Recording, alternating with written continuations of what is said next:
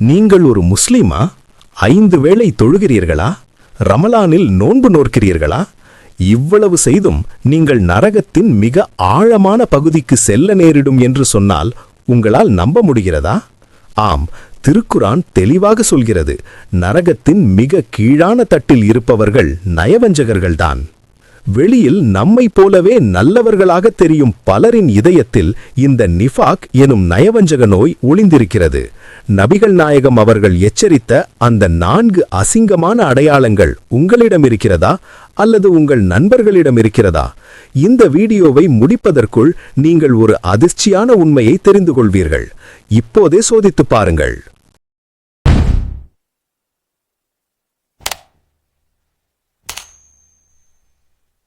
அஸ்ஸலாமு அலைக்கும். நயவஞ்சகம் என்பது ஒருவரின் ஈமானை உள்ளுக்குள்ளிருந்தே அழிக்கும் கரையான் போன்றது. சஹீஹ் புகாரியில் ஹதீஸ் எண் 34 நபி ஸல்லல்லாஹு அலைஹி வஸல்லம் அவர்கள் ஒரு அசல் நயவஞ்சகனின் 4 அடையாளங்களை பட்டியலிடுகிறார்கள். அந்த பட்டியல் இதோ. முதல் அடையாளம், பேசினால் பொய் பேசுவது. நயவஞ்சகர்களுக்கு உண்மை கசக்கும். ஒரு சிறிய லாபத்திற்காகவோ அல்லது ஒரு இக்கட்டான சூழலிலிருந்து தப்பிக்கவோ அவர்கள் மிக சாதாரணமாக பொய் சொல்வார்கள். அவர்கள் பேசும் ஒவ்வொரு வார்த்தையிலும் ஒரு மர்மம் இருக்கும்.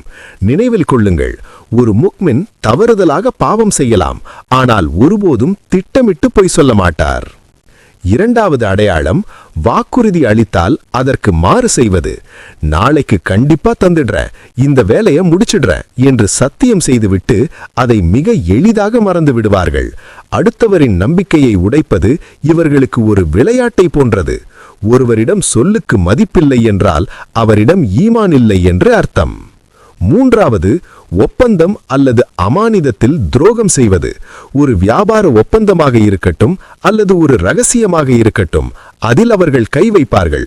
ஒரு முனாஃபிக் தன் சுயநலத்திற்காக யாருக்கு வேண்டுமானாலும் முதுகுக்கு பின்னால் குழிபறிப்பார். துரோகம் என்பது முனாஃபிக்கின் இரத்தத்திலேயே கலந்திருக்கும் ஒரு குணம்.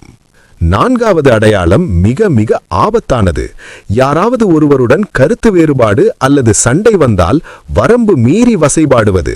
ஒரு மனிதனின் உண்மையான தரம் அவன் கோபப்படும் போதுதான் தெரியும்.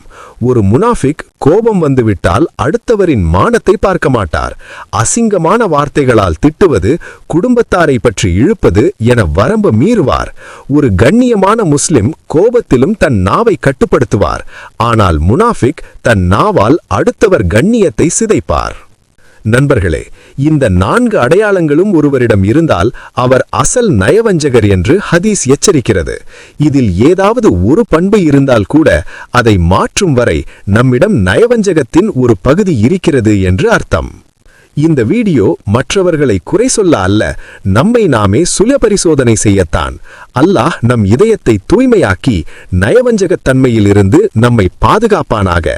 இந்த தகவல் உங்களை சிந்திக்க வைத்திருந்தால் உங்கள் நண்பர்களுக்கும் பகிர்ந்து அவர்களையும் எச்சரியுங்கள்.